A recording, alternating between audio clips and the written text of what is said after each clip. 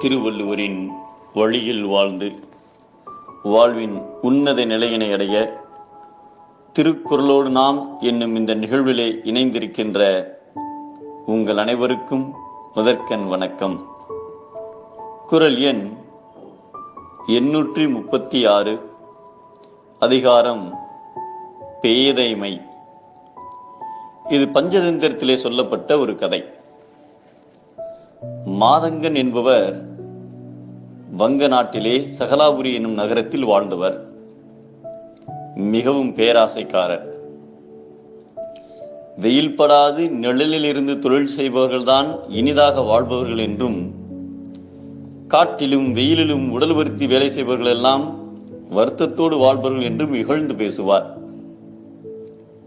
இவர் ஊரிலே இருந்த ஒருவர் சித்தரின் அருளால் மிகுந்த பொற்குவியலை பெற்றார்.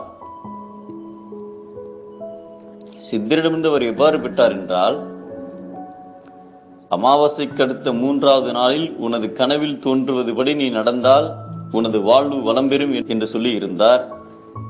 அதன்படியே பரதேசி போல் இருந்த 3 கயவர்களை அடிக்க அவர்களிடம் இருந்த பொற்காசு இவருக்கு கிடைத்தது.